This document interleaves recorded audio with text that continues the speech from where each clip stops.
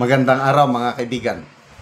Bigyan natin ng reaction, opinion ngayon itong post ng Explore Unseen Trouble PH. Okay.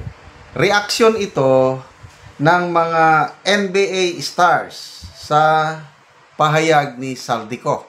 Dati meron akong nakitang ganitong post, tatlo lang nung una, si LeBron James, si Luka Doncic at saka si DeMar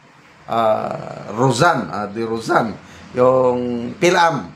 Ngayon, natagdagan Draymond Green, Stephen Curry, and Thanasis Antetokounmpo. Puros mga sikat. I am not sure kung totoong post nila ito. Mag-react lang ako. Siguro naman, mas naniniwala akong totoo dahil the world is watching us. Lalo na ito, si DeMar DeRozan.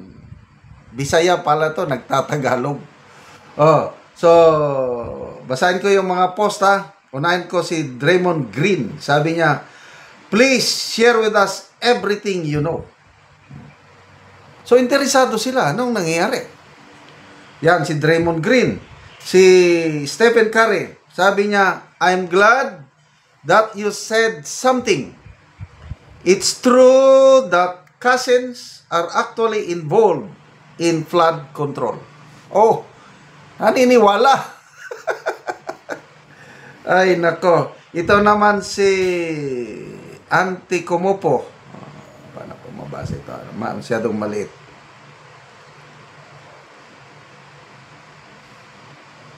Hindi ko na mabasa. Ito, si LeBron James. Anong sabi ni LeBron James? Si BBM and his cousin are involved, Salde? Tatanong, talaga ba? Silang magpinsan na involved? Ayan, si LeBron James. Si Luka Doncic.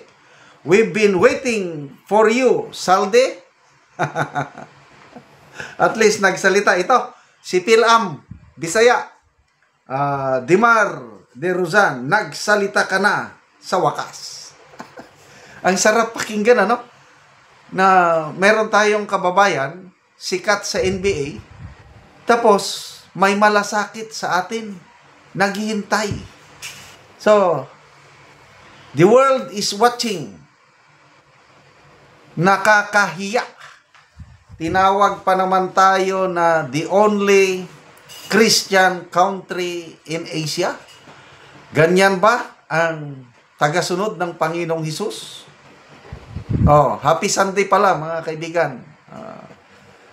Mamaya, lalabas kami as a family magsimba. And maalala ko tuloy yung preaching ng senior pastor doon sa pinagsisimbahan namin. Napakalaking congregation nito worldwide.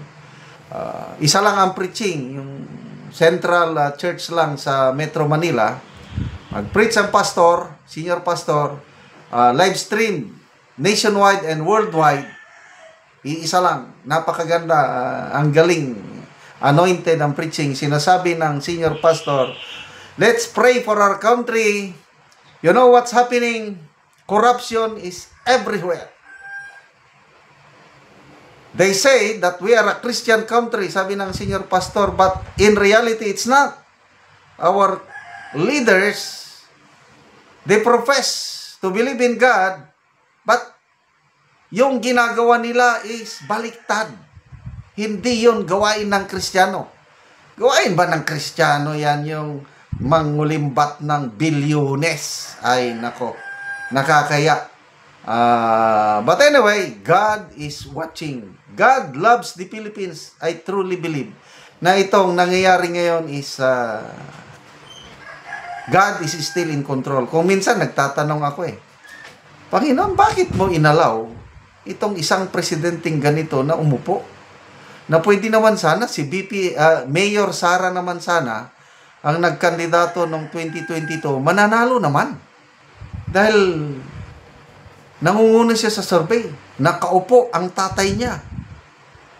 Yun ang gusto ni Tatay Digong. Kakandidato si Mayor Inday Sara. Kailang hindi siya sumunod. So, bakit?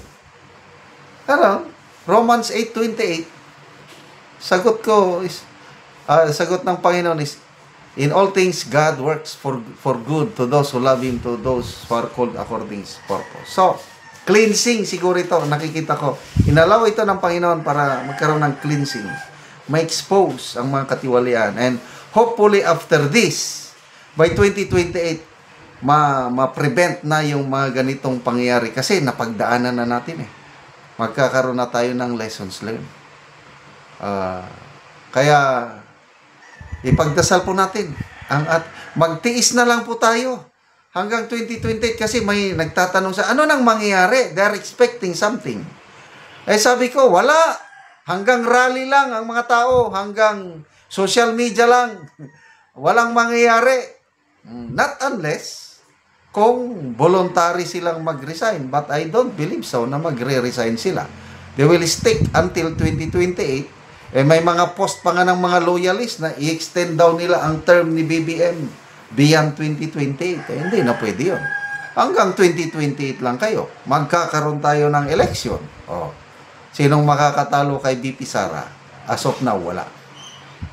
So, salamat, Mr. Saldico. Huwag kayong uwi sa Pilipinas. Napakaganda yung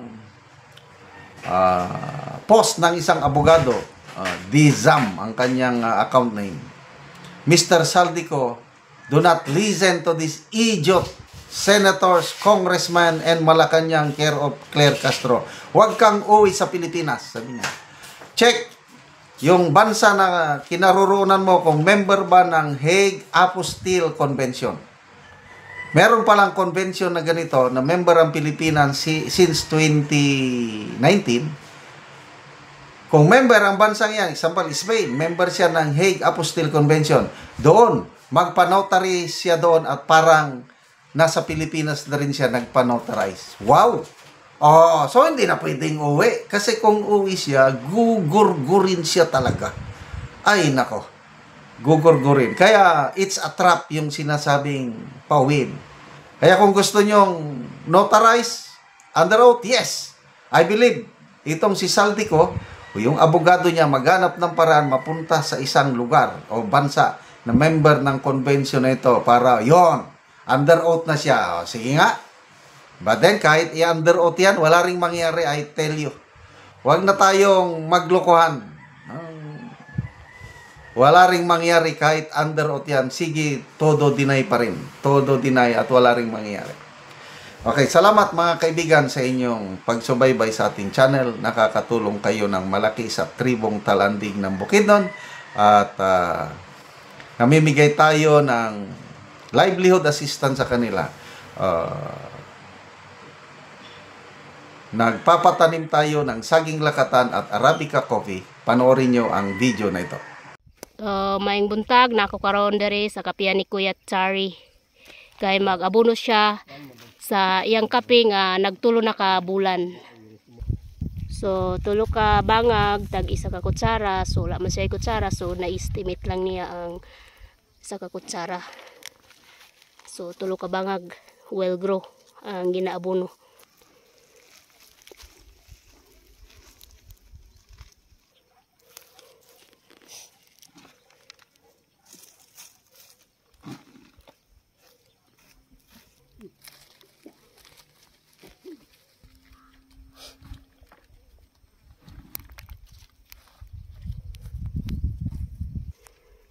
So ginaabunuhan na nila sa 30 ni sila ka pamilya. So nagkabat ang seedling sa 16,900 nga kape nga seedling. So humanog abono siya, so maga-spray na pod karon.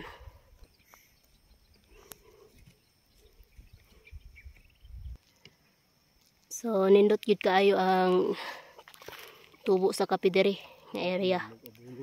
Kayo man na mag-abono, so mag-spray na pod.